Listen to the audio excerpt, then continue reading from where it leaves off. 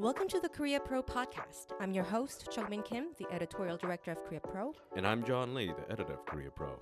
Join us for a weekly 15-minute conversation as we dive into the most pressing stories shaping South Korea and dissect the most complicated ones for you. From politics to culture, technology to society, we've got you covered. So stay ahead of the curve and never be sidelined again. So get ready for a fresh perspective on South Korea's news. This is the Korea Pro podcast. All right, everyone, welcome back to the Korea Pro podcast. It is June 14, Friday. It's a little before noon that we're recording this. I'm your co-host, John Lee, joined by Jeongmin Kim and our fantabulous and fantastic and stupendous news trainee, Lina Park. And we have got quite a few stories that we need to cover this week. Now, as some of you who have been paying attention to South Korean news are probably aware, President Yoon has not been in the country for this past week because he's been in Central Asia. He went to Turkmenistan, Kazakhstan, and Uzbekistan. Quite a few things to discuss. This is the first trip abroad since the General Assembly election, I believe, and first in 6 months, right? The first in 6 months, that is correct. And he is leaving the country when, like we mentioned in one of the executive briefings in the morning this week, there's a very big, height of tension on the Korean peninsula, and he's leaving. But thankfully, there wasn't anything groundbreaking of a security breach this week between the two Koreas, thankfully. Well, they didn't turn on the loudspeakers, and it was quite unlikely that they would have done so while the president was gone. But yeah, while he was in Central Asia, he made a lot of deals with these three countries, lots of MOUs. Right, there were a lot of focus on, like, the headlines mentioned stuff like K, Silk Road, whatever that is, and cooperation in critical minerals and other key sectors. Can you walk us through it? Well, the name's quite silly, of course. The Silk Road, the Belt Road, all, of course, being from China. K, Silk Road. Yes, but now we added the K in front of it, and so now it's definitely a Korean movement. Yes. So, yeah, the name of it might be redundant or silly, but the content of it was quite important because Central Asia is a mineral-rich region. They've got lots of gas, oil, and, of course, they've got things like lithium, tungsten, titanium, a lot of minerals that South Korea needs for semiconductors and automobiles and EVs. So these are very important deals that the country signed. Right. What were there tangible achievements from these three summits with these? I think the last one's coming out. The results are coming out today. Uzbekistan, I believe. There were some natural gas reserve related agreements. Now, when you say tangible, I'm assuming that you mean were there any sort of actual free trade agreements? No, not yet. So far, there have only been MOUs, but South Korea has done a lot of good job with these MOUs.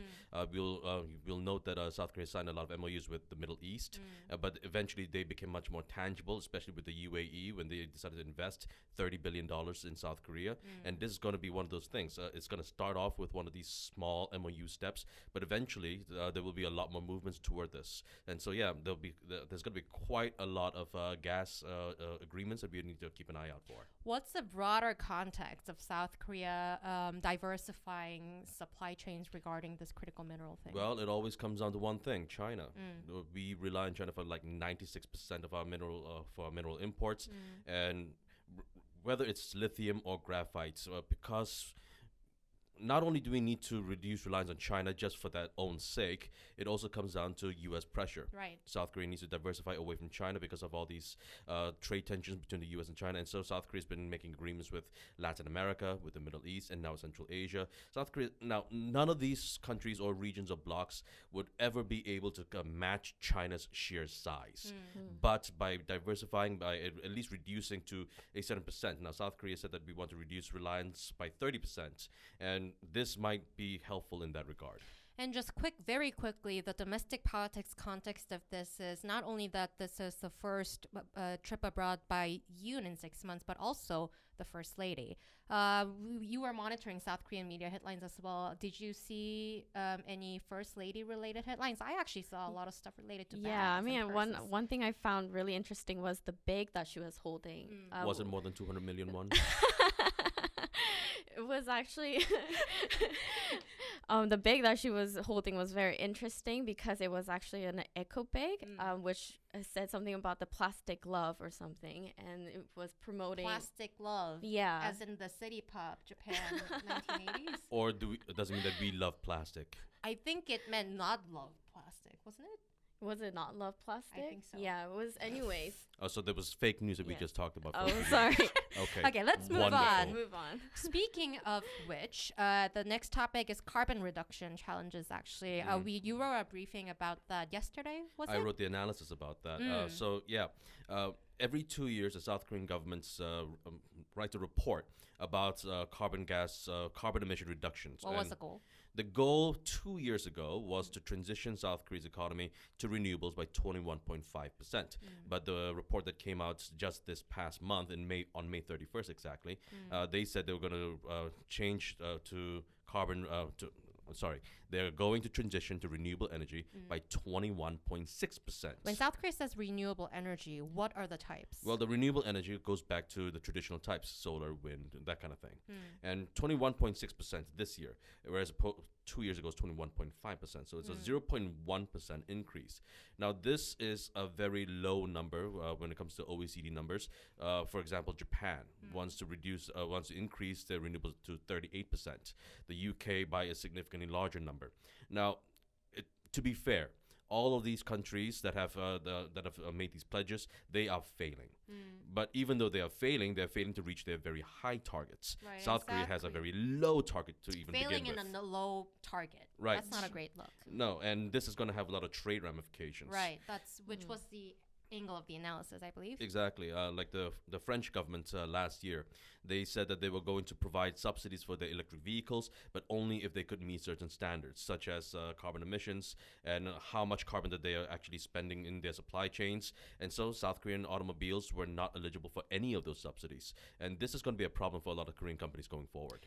This might be a dumb question, but how do South Korea's ambitions about nuclear power come into this equation? Well, nuclear power, of course, doesn't emit carbon, and so that's going to be great. But the problem is that the European Union, they said they are only recognizing nuclear energy as a low emission or carbon-free emission source, provided that the country that relies on the nuclear energy has permanent storage for their spent fuel rods, which South Korea does not have. I see. Well, what's next for South Korea when it comes to carbon reduction? Because there has been a lot of different types of goals, like reduction by 2050, reduction by 2035. There are different types, and none of them, I think, were met. The goal for 2050 is quite ambitious. The goal for 2050, I believe, if I'm not mistaken, was 70% or even higher. But judging by present trends, it looks like we are going to fail to reach that target. Right now, the government is kicking the can down the road. We have not yet passed any agreement on permanent storage of spent fuel rods, and right now the Korean government is kind of more focused on trying to explore for oil and gas off of the East Coast. Exactly. And so edging actually closer back to fossil fuels, just a little bit. Yeah, and assuming that we find it, it's going to actually fossilize, no pun intended, South Korea's energy grid, and so it's not looking good. All right. Are there any geopolitical ramifications of this? Geopolitically, I'm not quite sure if it's going to have any sorts of impact with Japan or China, because right now, if we're talking about the oil drills off the East Coast, it's really within South Korean waters. Yeah. So it's not really going to impact geopolitically. Now, you might be referring, of course, to Block 7, yes? Yeah. So, yeah, Block 7 is closer to Japan's exclusive economic zone. Right, and Block 7, South Korea and Japan signed an agreement, I believe in 1974 or 78, if I'm not mistaken, about joint investments, joint exploration. That's coming up, and it might even be terminated next year. Now, South Korea in June, and South Korea now Block 7 has got nothing to do with Block 6 or 6-1 or 8, where the oil is supposedly located. But what South Korea can do is say, hey, we've explored this part of our seas, and so we've been doing a lot of investments in this area. So when it comes time to negotiate again with Japan about Block 7, South Korea can say, we have this entire record, whereas in Block 7, you've not done any sort of exploration since 2010. So we have quite a lot to argue in our favor that we should continue this Block 7 joint exploration agreement. Right, sort of like building the case that South Korea has been doing this coherently over the past few years. Unlock the full Korea Pro experience by joining our community. Stay informed, stay ahead, and never miss a beat on Korean affairs that matter. Subscribe today and transform the way you understand Korea. And moving on to the most important topic, the final topic of The the most day. important one. Oh God. Lina's future. Where do you it's see sa- yourself in 10 years? Where do you see yourself in 30 years? But it saddens me to announce that next week is Lina's last week working for Korea Pro and NK News as a news trainee. I just wanted to ask you first, what was it like? It was the most amazing time, the most amazing 1 year here. I just cannot expect so much more than I've already gotten here, and I leave with high expectations. Okay, what My did you tiny hate? heart has grown by 3 sizes. What was the worst thing you thought was working with us? Well, Please don't say me. It is John. so John. All No, right, just here we kidding. The worst thing, there's no worst thing, but obviously, the news trainee internship came with both good and bad and hardships as well. I think the most hardest part of being an intern here was that I actually had to push myself to get out there, so talk to people like and face to face and get. Be an extrovert. Yeah, exactly. Which comes with journalism, but you Uh-huh. did amazingly. So I guess that's not a bad thing anymore. Yeah, It's a good thing because you yeah. improved so much. Yeah, really. I'm so thankful for your guidance. And even when Your stories have improved every time that you filed a new one. oh, thank you so much. Speaking of which, what was your most favorite topic that you had to work on in the past year on Korea Pro side? I think my favorite piece so far is the one that on elderly poverty, where I got to talk a lot of elders on how they're doing with their living, and I actually got to talk to them in person and see. You went to Tapgol Park. Yeah, I went to Tapgol like 7 a.m. Saw them like line up for a free lunch meal, and really, but even after this story, I went back and then saw like how they were doing, and just kind of that essence, like real life story. I really like doing That's that. the beauty of doing feature. It's not. Yeah. It doesn't stop with writing and publishing, but you keep your eyes. Yeah, up exactly. On the whatever topic that you have written. What was the most difficult story that you ever written? Oh, the most difficult one, I have to say, it was the prospects of South Korean politics of 2024. Sorry, I have to keep this on topic. So, just for background, in the last few weeks of December, the Korea Pro team did like a series of sort of prospect sort of analyses, looking at like Yeah. what's ahead in the next year, and we gave Lina political prospects. And I Yeah. believe you also gave me the very enviable task of writing everything great Great. about this past And I took the fun administration. one, the worst 10 in the past year. So we know who the dictator of this group is. Yeah. No, but John made everything that I write, much smarter than I actually am. So Yeah, John. I just make the words look pretty. It was all you. yeah, John is a magician. John, what was the most favorite story that Lina wrote so far? The one that I liked the most, and we talked about this Oh, when you yeah. were gone in Jeju, was about the Gyeonggi Library story. I That love was that my story. favorite. Yeah. Even that too. The story doesn't end with just a story that we wrote. It continues. I got responses back from more authors that I contacted That's awesome. after the story was published, and I was able to like talk to them more about it. It was great. It was amazing. I enjoyed every moment of editing that story. Yeah, thank you. All right. And then your future. Where do you see yourself in 30 years? 10 years, sorry. Well, actually, I just have to start with like before I joined Korea Pro, I always wonder like who is behind Korea Pro and NK News, and I came here and I was like, wow, these are amazing people, and I was like, when I grow up, I want to be like them. I say that to Jeongmin all the time. I say that to John all the time. Yeah, so 10 years, I'll be 36.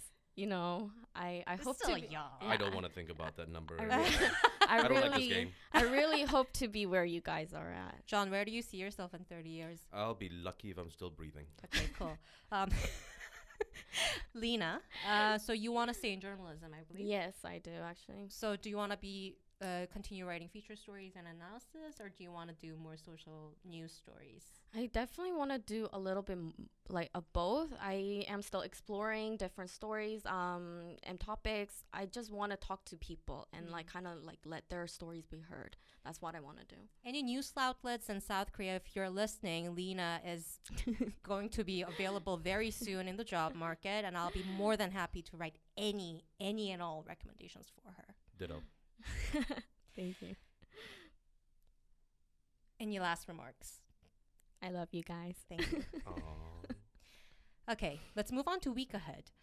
There were a few major developments when it comes to doctor strike. We haven't touched on this topic in the past few weeks because these were very nitty-gritty developments, but it seems just an hour ago there was a breaking that South Korea is aiming to not only increase the quota for school students, but also professors. They're going to increase 1,000 more seats for professors. Is that even possible? Well, that was one of the arguments that the KMA, the Korean Medical Association, has been making, that even if you increase the number of students, there's no increase in the number of professors, and so it will be unfeasible. Yeah, which is reasonable, but 1,000.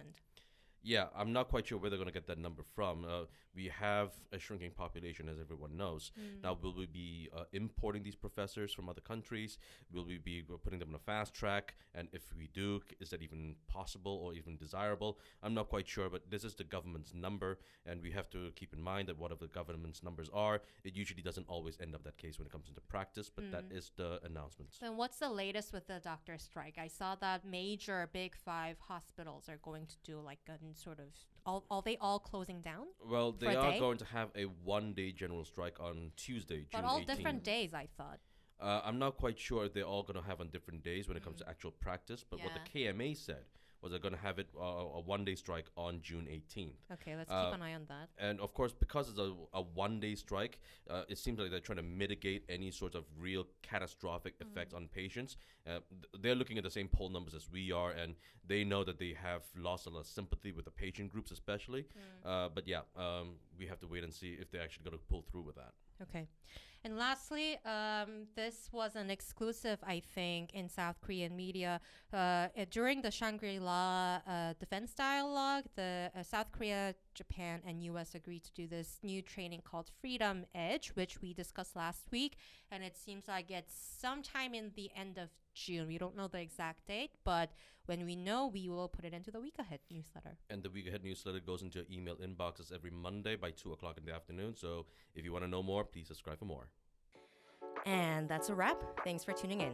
If you want to know more, sign up for our daily executive briefings. We brief you on all you need to know from the past 24 hours and why they matter every morning in your inboxes.